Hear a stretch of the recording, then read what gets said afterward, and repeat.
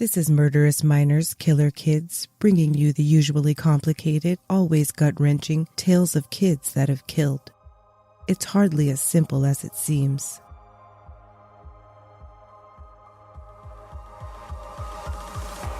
This episode contains talk about multiple sensitive issues like sexual orientation, gender identity, race issues, adoption, and allegations of child abuse, though not in that particular order. Just letting you know, lovelies. Episode 26. Parental guidance is suggested. In 2013, documentary filmmaker Marta Cunningham released Valentine Road, which tells the riveting, complicated story of when 15-year-old Larry King and 14-year-old Brandon McInerny's paths crossed, with explosive consequences. An episode of 2020 was released in 2011 with additional information and interviews. Make sure to check them out if you want to hear directly from the key players in this story. The clips I've included don't reflect my thoughts. They do, however, reflect the thoughts of those involved and are their words. Oxnard, California, in Ventura County, sits only an hour or so north of Hollywood, but the two cities could be galaxies apart. Locals flock to Silver Strand Beach for the surfing, but maybe even more so the camaraderie, that comfortable feeling you get from being with people you feel are just like you. The initials SSL for Silver Strand locals are subtly visible all around the area.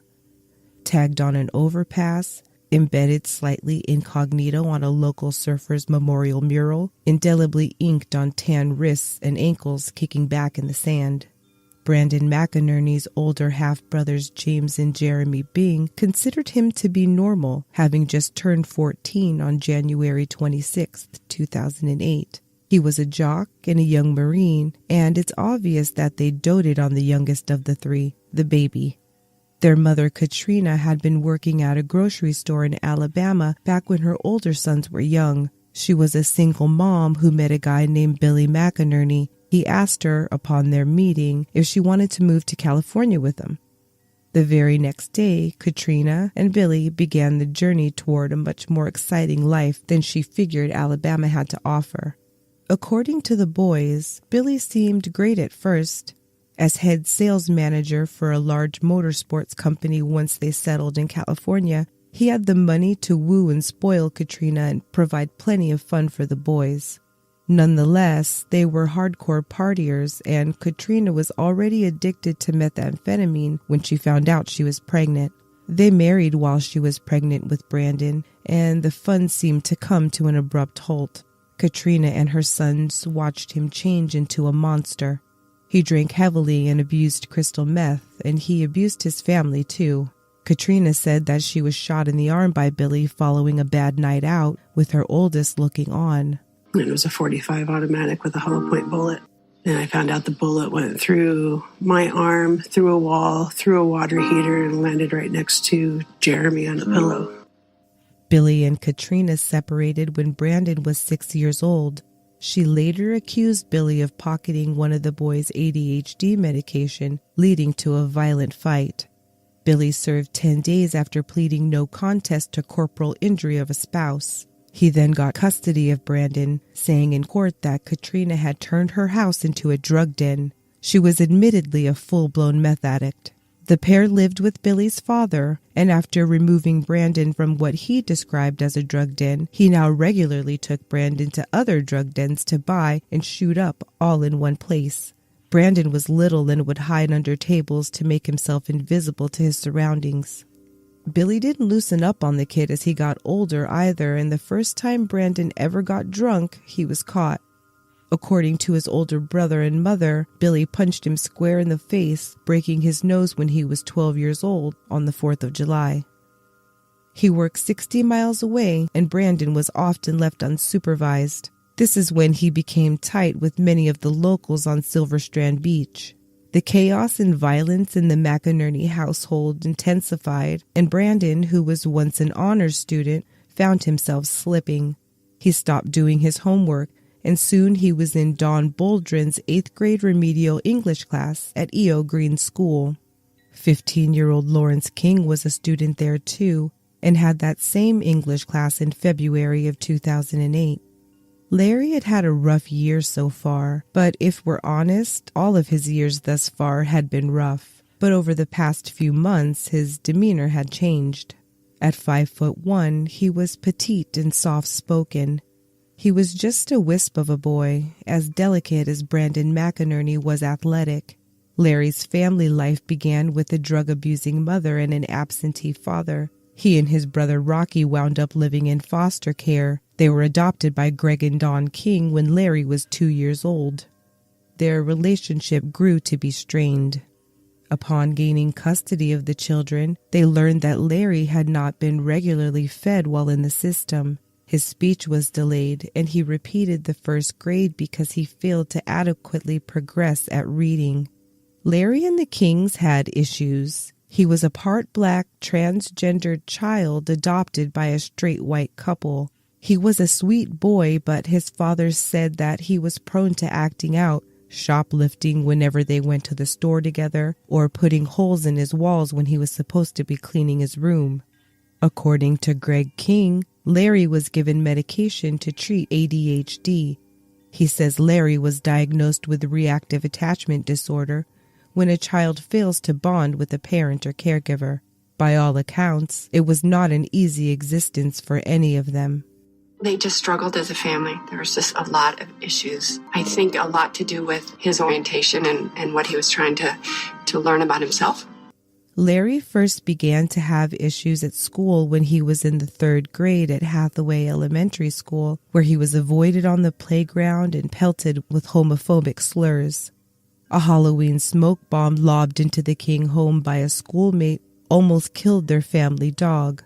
Larry ultimately transferred elementary schools to get a fresh start before beginning junior high.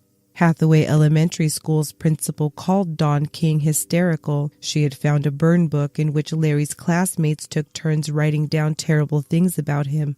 She said it was time to protect him from an increasingly hostile environment. At the age of 12, Larry was put on probation for vandalism.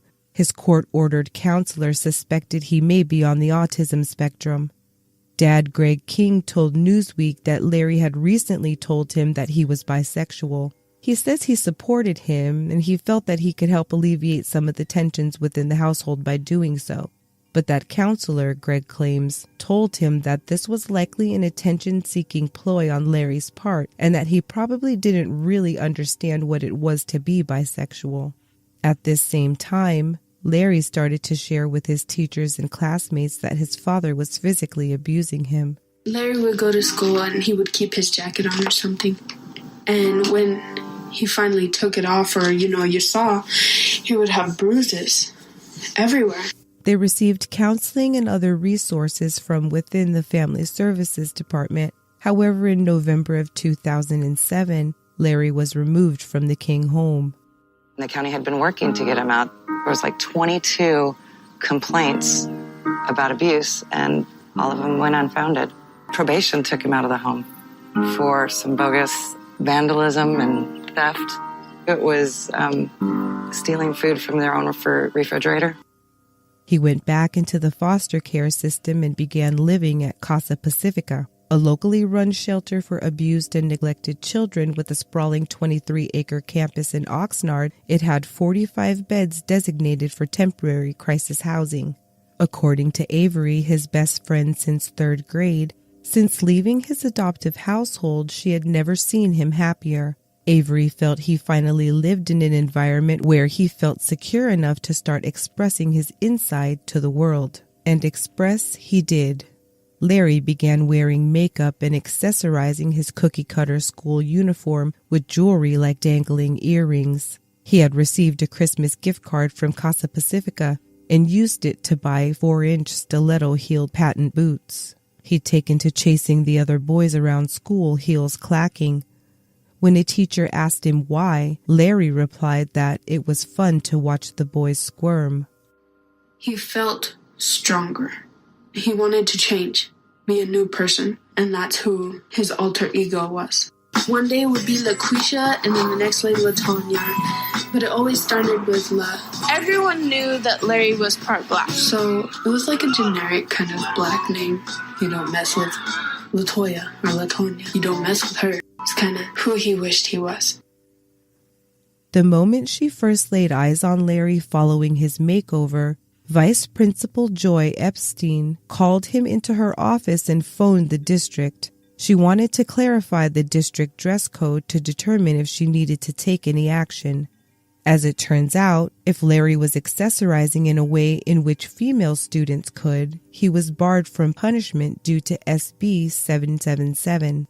Miss Epstein let Larry know that he was within school rules to continue, but that it would be a tough road ahead.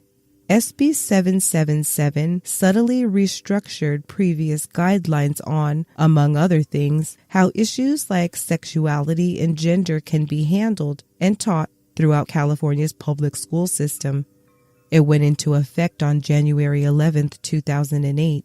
Senators stressed that the bill streamlined and clarified previous legislation. Verbiage listed all current prohibited bases of discrimination, expanded to include disability, gender, nationality, race or ethnicity, religion, and sexual orientation, color, creed, handicap, national origin, or ancestry. Because Larry wasn't breaking any rules in terms of dress code compliance. His accessorizing was within dress code standards for the school and district. He was in compliance with state law. As we can only imagine, his peers weren't quite as willing to look the other way. Brandon's girlfriend Sam and older brother Jeremy shared their perspective.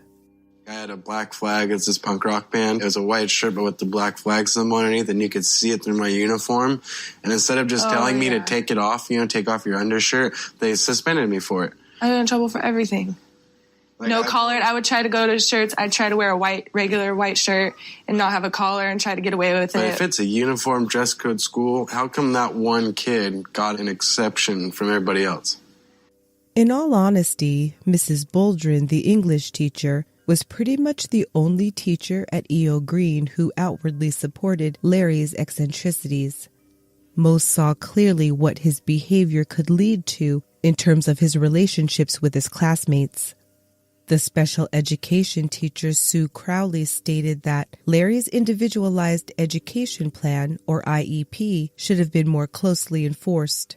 One of its requirements was that he not draw attention to himself. Technically, he was breaking a binding contract by accessorizing in that way, whether he was within dress code or not.